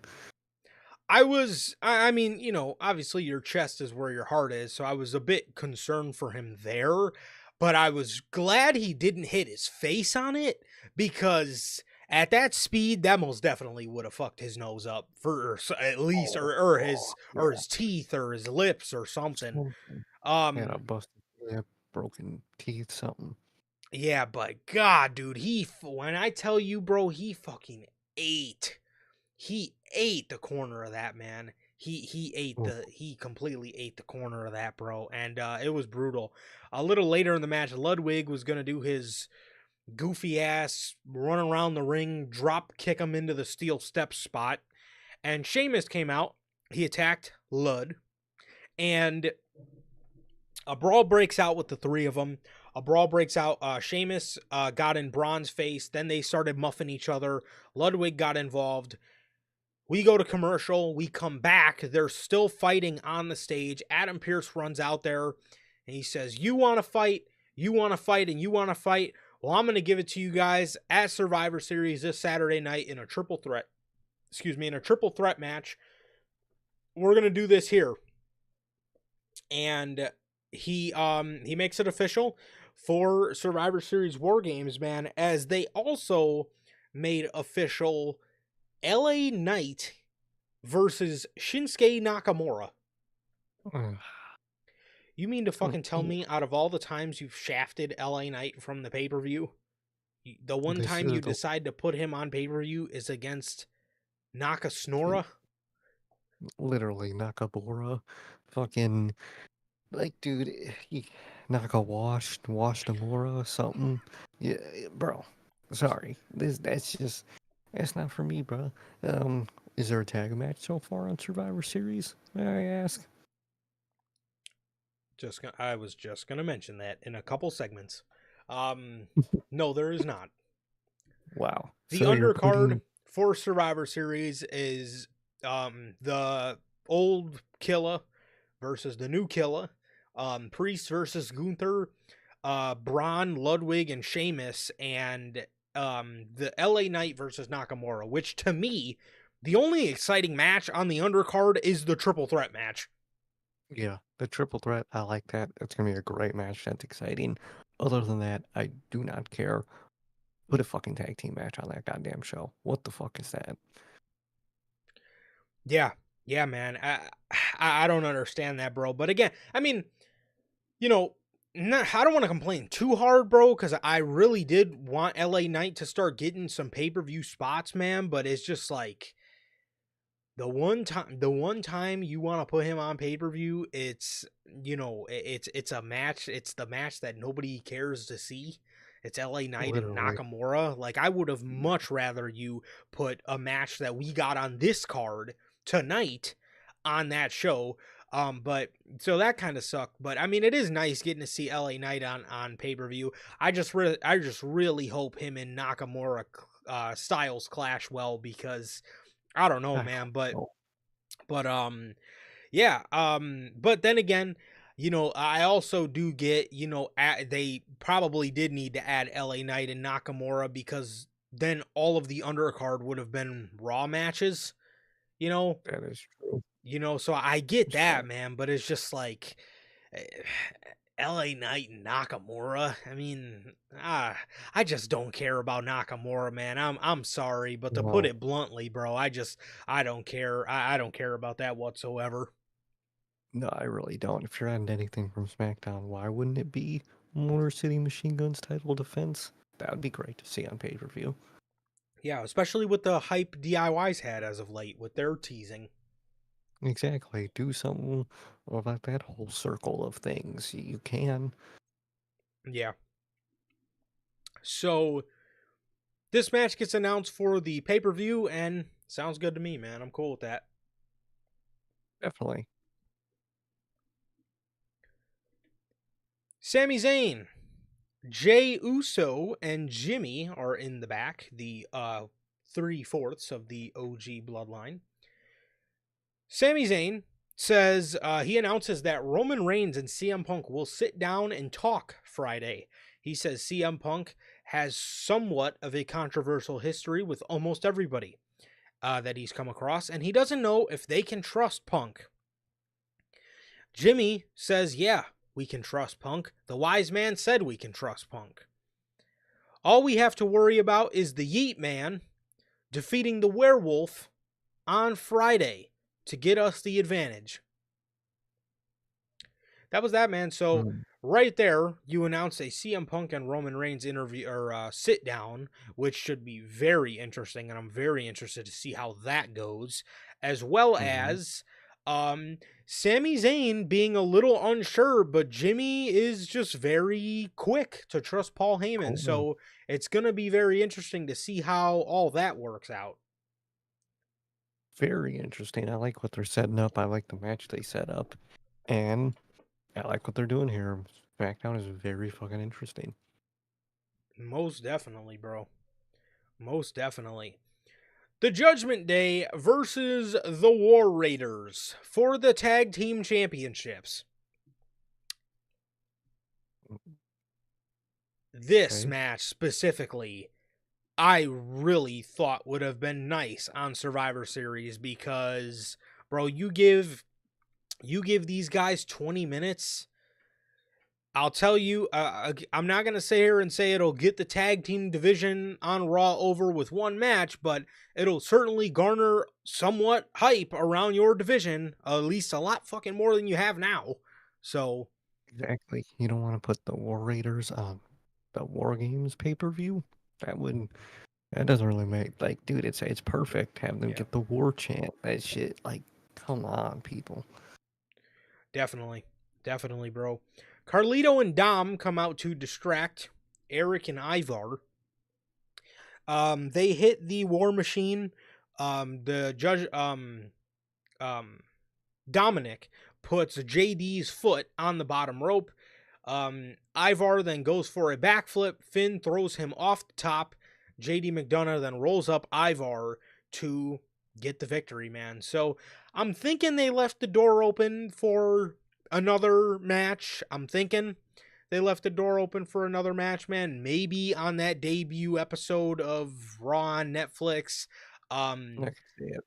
uh, I I wouldn't do it on Saturday night's main event only because I don't want I wouldn't want too many title changes to happen on that show, being that you have the Raw on Netflix coming up just a couple weeks after, like 3 weeks after that. So I Mhm. honestly would do something like that, bro. But yeah, that is that that's that is that. That is that, man. And I mean, the match was okay, man. I just, I just, again, I wish it got a little bit more time. And most importantly, man, I just really wish it got a pay per view spotlight, man.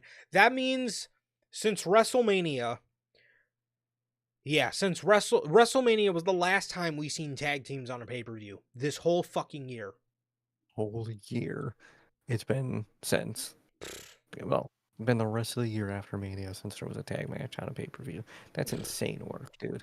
Come on, guys. And even I don't think there was. Was Mania the only one with tag matches on it? I was gonna say I don't remember Royal Rumble or Elimination Chamber having a tag match. So, oh no, Elimination Chamber had Judgment Day versus Bait and Dunn, Wow. which One, was two, yeah 2 pay-per-views, which was a fire match, but it was fucking 2 pay-per-views, bro. two pay-per-view. The two of the beginning three pay-per-views of the year Yep. had fucking Like, come on, dude. Yeah. Yeah. So, if anything, and again, I am excited for Braun, Sheamus, and Ludwig, but at the end of the day, bro, that could have waited. You could have put that on Saturday night's main event, if anything, and did Judgment Day versus War Raiders, I feel. Just because, bro, we have not got tag teams need to get fucking opportunities, bro. I mean, I don't know how much you expect the division to grow if you're not giving these guys opportunities on pay-per-views and giving them that spotlight. And don't fucking tell me Finn Balor, JD McDonough, and the War Raiders can't put out something that's gonna garner a little excitement around the division, which that's a whole nother topic of conversation. The amount of just criminal act you have fucking done to the team of JD McDonough and Finn Balor. Do you know how much good that tag team could have done for your tag division? And and they've spent 150 days doing what they've done? Like, bro, they could be like the bar levels of a successful, genuine tag team. Oh, yeah. And you're doing nothing to fucking give that to us. Not at all, bro. Not in the slightest.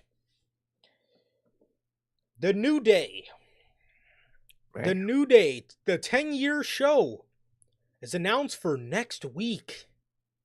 Oh, boy. Man. Woods and Kofi are in the back.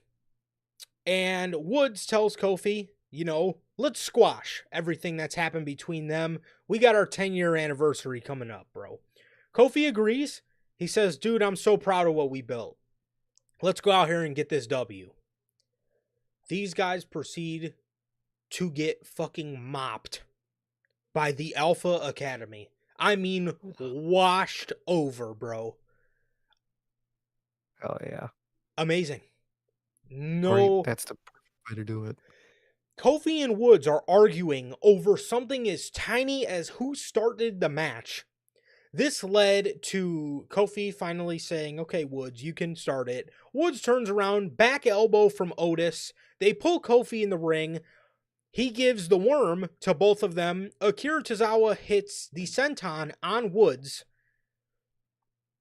And they won in like a minute and a half. I mean, mop the fucking floor with the New Day, bro. Mm-hmm. Mop the floor with them. So, great.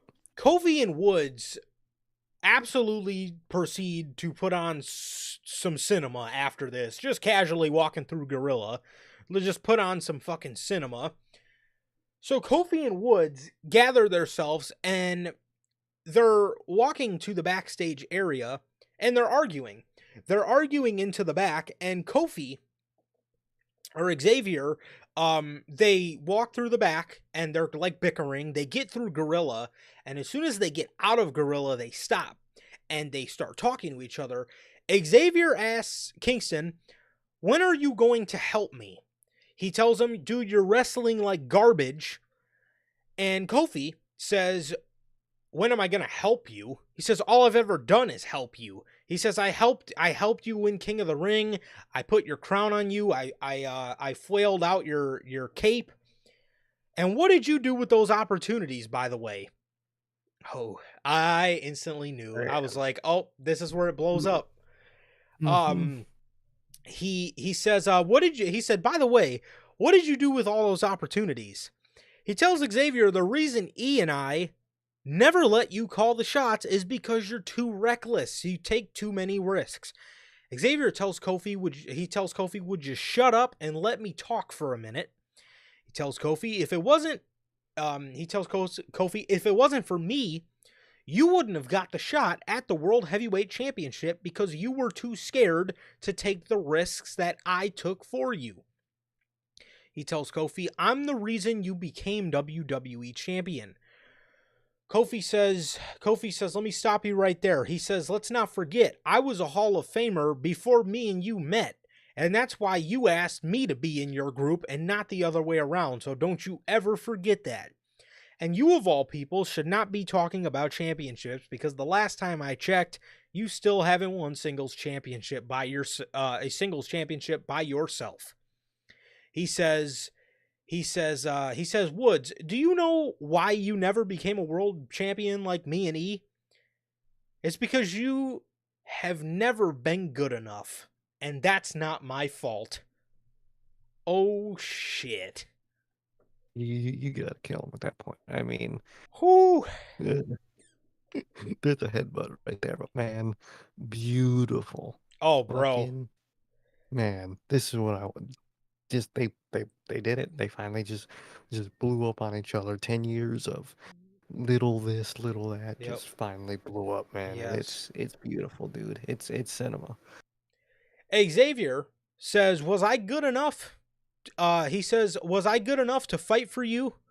Was I good enough to take beatings for you? Was I good enough? He says, I was good enough to believe in you, though. He says, he says, I was good enough to believe in you, though. Just like they believe in you. As he, referred to the audience. He says, just like they believed in you. And what did you do with that belief? He says, our belief, we turned into Kofi Mania and gave it to you on a silver platter. And we handed it right to you. And what did you do with that belief? You pissed it away in 6 seconds to Brock Lesnar. This is the third time in the span of like the last month they've mentioned Brock Lesnar. Very interesting in that, but man, look, they got his ass. Pretty ironic bringing up piss and Brock Lesnar in the same sentence. I don't think I would have done that, but that was some wording. I'll give him that. That definitely was, man. He's on his road. He's on his way to being the next Max Caster. He keeps up with that. You know how these people go. Oh But yeah, 100%.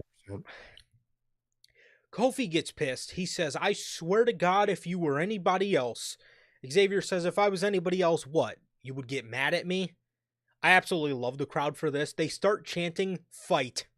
Fight. That killed me, bro. That was killing. Everyone's just chanting fight. You know they hear it in the back too. That shit I would have started laughing, bro. Like, really? Oh yeah, that might have broke me, dude. I would just looked up and just started laughing. Fight. Not makeup, not fucking. They're not. Nope, just straight fight. Everyone's telling you to fight. You got to do it at that point. Kofi says, whatever, I'll see you at the reunion, brother. Damn. Xavier says, yeah, I'll see you at the anniversary. Trips. You did it. You did it. You fucking did it. You made the fucking new day. The new fucking day that Vince killed beyond belief. For 4 years. Yes, bro.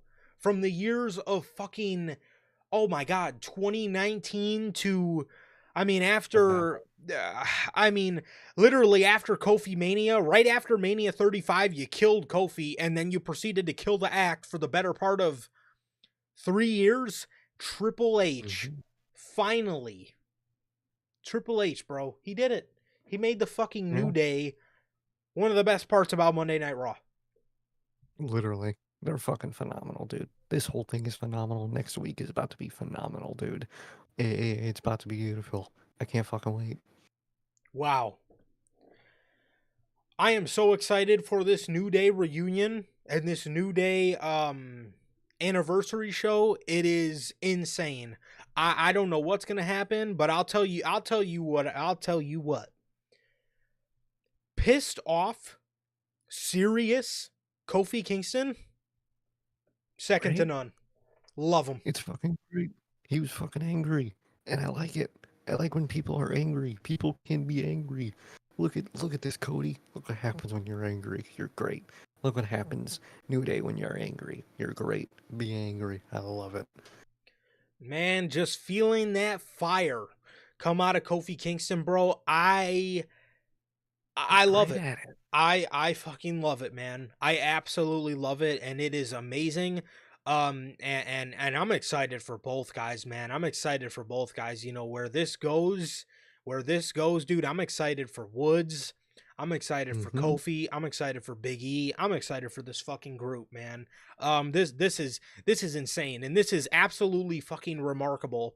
What Triple H has managed to do in the revival of the New Day. Exactly. It's amazing. I'm so glad that they're doing this, and he fucking did it, man. You care about the New Day again. Yes, bro. And Triple H, Kofi Kingston being serious, dude. Love it. I can't tell you the last time I seen him that pissed off. That was No, fucking phenomenal. That was phenomenal work. fucking great, dude.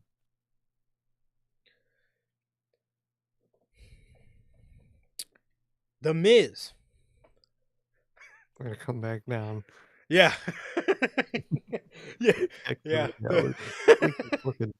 It's like the first day of work after a pay-per-view weekend, dude. It's The just the fucking Miz. Miz. What the fuck? Um, the Miz is backstage. He's backstage and he's talking to Karrion Kross. He says the Wyatts are here. He says the Wyatts are here. Kross says to Miz, "Did the Wyatt see you?" Miz says no. Kross says, "Okay, well then we're going to go find him." He tells Scarlett to stay in the locker room so she could stay out of danger. Miz goes, "Oh, well, I should stay back too then." He goes to stay back, and AOP swings him around and makes him walk with them. Fuck, I love it. I Scarlett, actually do really like the fuck. I do like the Miz being around these guys. It's hilarious. oh, it's so It's so funny. dumb, but It's it's so so funny hilarious. because of how much he does not fit with them and how like No, uncomfortable they all make him. dude, it's genuinely very fun. I can't lie. The differences of vibe between them is just so great. Bro's just fucking trying to stay in the locker room with Karrion Kross's fucking wife. Like, Hilarious. ugh. Scarlett, as soon as they leave, Scarlett looks in the mirror and sees Nikki Cross, or Sister Abigail, whatever you want to call her, in the mirror. We go to commercial, we come back. The Miz and Karrion and the Final Testament are walking through the hallway as Cross knocks on their locker room door and nobody answers. He then says, "Babe," and nobody answers. So he barges in and the locker room is in disarray. Scarlett's laying on the ground. He goes up to her and asks her who did this. She starts crying and hitting him. And he's just asking her, "Who did this? Who did this?" And she says, "Nikki did this." And on the mirror in lipstick, she wrote, "Everyone has something to lose." Mm. Very interesting. Very interesting. To see what happens there. But yeah, this was good stuff, man. And Miz is fucking hilarious with the Final Testament, bro. He does, dude. He's such a little bitch, dude. It's great seeing him. It's like it's literally little bitch Miz and then a fucking psychopath and carrying. It's fucking great, dude. Just telling him he's gonna throw him off the roof for no reason. Oh Love my it. god. That's a goated promo. I'm gonna throw you off the roof. Like what? Why? Love it, dude. He's so fucking like he's so violent where you're just asked like why how do you What is think wrong of with that? you? Like, yeah. Like, how do Like, you how did you fucking think, like, oh, he's getting thrown off a fucking roof? Like, he's 100%. getting he's getting thrown off a roof? I love it. I actually really like it. They announce, they did this before Raw, and they showed the replay live. They announced the women's IC title. Off show. Yeah. Why did what? So, Wait to fucking show its importance, dude. literally. Another thing, you know, I don't know why you didn't do this. I don't know why you didn't do women and US tournaments At this point, when the show moved to 3 hours. Because now you're fitting shit on a 2-hour show that could probably be used for more valuable stories. Why you didn't start these tournaments on Netflix and save the introduction of both of these championships for when both of these shows move to 3 hours? like I don't know. it's It's the most obvious thing. And it's not like we're like half a year away. Dude, it's literally like a month away. You couldn't wait another month to Yeah, do all this? It'd be perfect. Where this is the new, settings for these shows. We're both at 3 hours. Boom. Mid-card women's titles. I still wouldn't have done them, but at the yeah, end of the day, if you're going to do them, that's the time to fucking do them. yeah, Like, holy shit, man. Why now? yeah. And it's like, too, if you wanted these to go, at least if you wanted the women's US title to go through December, and just to fill up that dead zone in December, I don't know why you didn't do that, because the tournament is ending in the middle of December. So it's like you're going to have nothing to do end of December, and then for the like towards the end of December, going into January for SmackDown. But with the addition of both of these shows moving to 3 hours, why you didn't save these tournaments till then, when you have an easy out to fill TV time with two tournaments on each shows going on at the same time for women's mid-card titles? I don't know why you didn't do that, but in saying that, the women's IC title looks beautiful. That's what the men's IC title should have had a white strap, but now they reserve all the white straps for women. But it looks beautiful, man. I love it. It does. It looks phenomenal. I'm glad we got to see it, in that white strap, man. It's just, why? You're doing it now. It does not look good the way you're doing it. Yeah, I don't know why you didn't save this until both shows are at 3 hours come January, because you would have had more TV time you would have had to fill, as well as Raw's moving to Netflix. Well, that's a huge announcement for the first episode on Netflix. Oh, Mhm. unveil the women's title or whatever, the women's IC title, and then SmackDown could have did the same thing for the US title, but I don't know, man. They definitely went about this at a very just strange time. Yeah, paced it really weird. Yeah. For sure. For sure, bro. So, yeah, but other than that, man, the title looks beautiful, man, and again, I wouldn't have done them, but being that they are doing them, man, I just don't understand why they went about it at this time. I really don't. Solo Sokoa. He's doing a little backstage vignette. He tells Roman, he says, "Roman, I got to give you your props. You caught me off guard." He then points, he said, "That was a good one." He said, "It's not going to matter. It's not going to matter come War Games, because I acknowledge my bloodline over yours." Pretty Hey, fire, bro. dude, Pretty fire. I love it. I love this solo, dude. He's hilarious. And he's so funny that when now he's actually trying to be cool, he is cool. Look at that. Yep. 100%, man. He leaned into it. He came into his own, and look at him now, bro. Doing great, dude. I love it. Definitely. Definitely, man. And they want Solo to be a future guy for them, bro. So there was honestly no better spot to put him in, because he's going to be a main guy in this story. He's going to be presented as a main guy, and Mhm. he's either going to sink or swim. But And either he's way, starting to swim. yeah, exactly. And he was sinking at first, bro, and we were critical of him at first, but he's starting to swim. He's starting to swim, and he's doing great. He's doing great in his tribal chief role. I love it. I think I think he's really came into his own, and he's been doing a phenomenal job. He's been doing a phenomenal job as the tribal chief and stuff, and it's been great.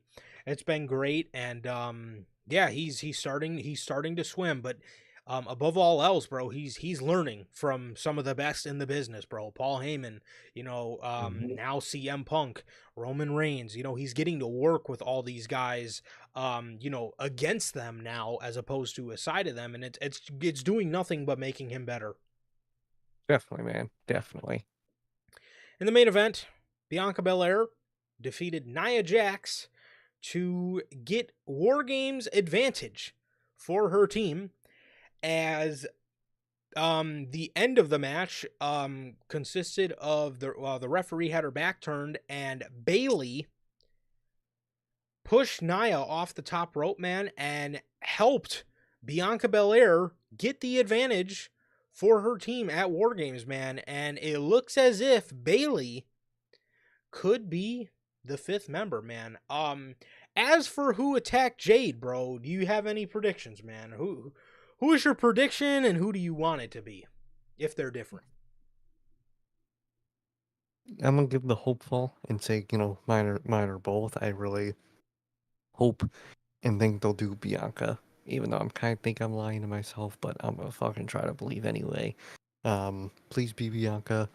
Maybe they're doing Bailey. Maybe Bailey could be like a Gargano situation where she did it because she feels like she has no other choice to join the team and do better for himself, for herself. Maybe something like that.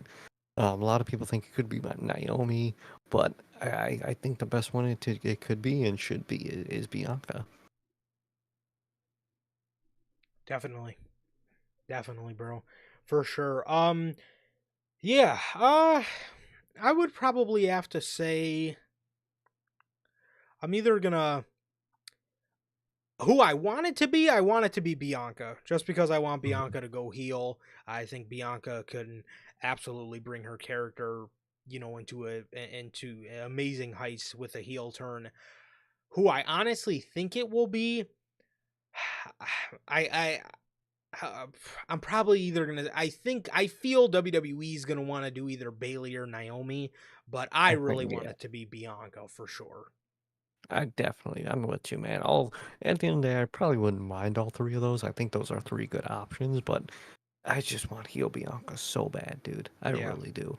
I think it would. I think it would be phenomenal, man. But yeah, bro. So Bianca defeated Nia Jax with the help of Bailey as she looked on almost a little stunned, that in disbelief that her, ex enemy Bailey, um, helped her. So, and it looks like, from the looks of it, or at least from the ending of this Monday Night Raw, man, I think Bailey's gonna end up being the fifth member for the women's side of things, man. And I am very glad that they did get Jade out of that War Games. I do wish her the best, now that I Hmm. found out she is legitimately injured, man. But I think that's best case scenario, man. I don't think that cage would have served her very well anyway.